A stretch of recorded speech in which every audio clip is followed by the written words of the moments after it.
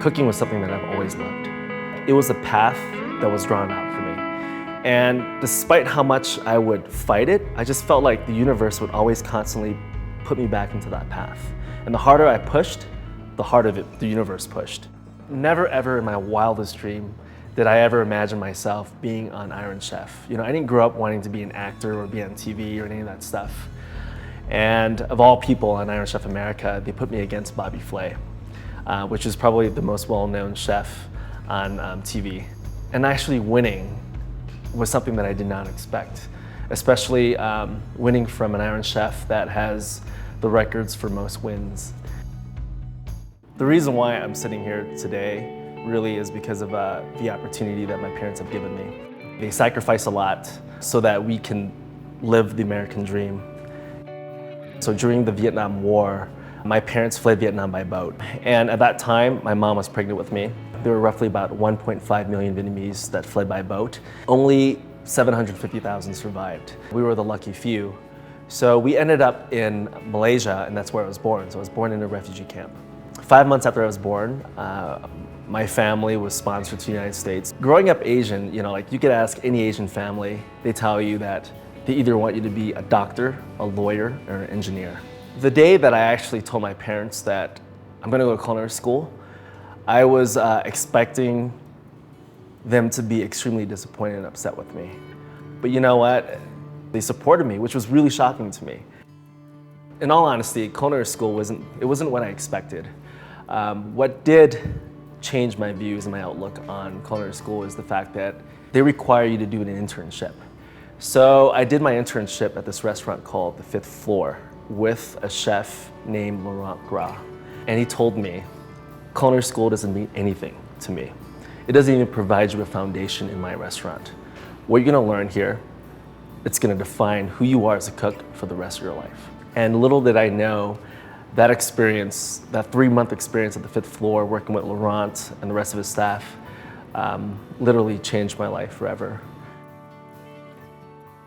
The first restaurant that I ended up working for, it wasn't the best experience I ever had. It was this one day, I received a text message from my business partner. He called me and he goes, hey, come in the morning at 9 o'clock, let's have a meeting. And the guy told me, hey, it's not working out, you're done. This is the first time ever in my life I'd ever been fired from any job in my life. At the end of the day, you have a choice. You can either continue to work really hard and get better at what you do, or you can just give up, go back to your normal life. So on the day that I got fired, I called my parents and I told them what happened, and I asked for their blessing. Will you help me out if I open up my own restaurant?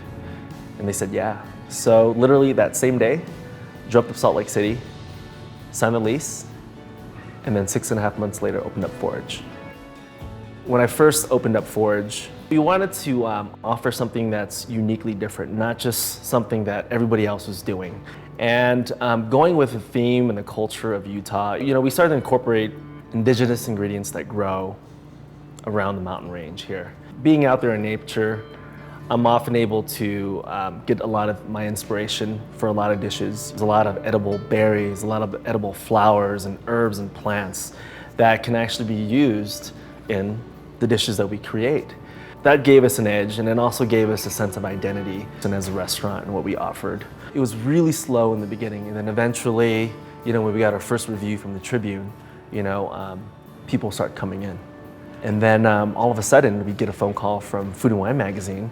She goes, well, I just wanted to call to congratulate you. You're Food and Wine magazine's best new chef. And at that moment, I was in shock. After getting Food and Wine best new chef, we were officially on the radar. So we got a lot of phone calls from different outlets wanting to do interviews.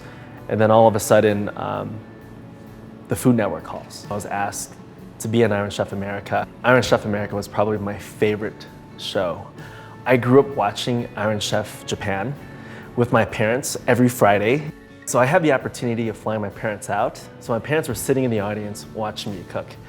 The fact that I was in the middle of the kitchen stadium, looking out and seeing my parents there cheering for me, that to me was enough. Whether I win or lose, I didn't really care, because just being there at that moment And knowing that my parents and I have this connection to the show and the fact that I'm actually here now as a contestant was really special.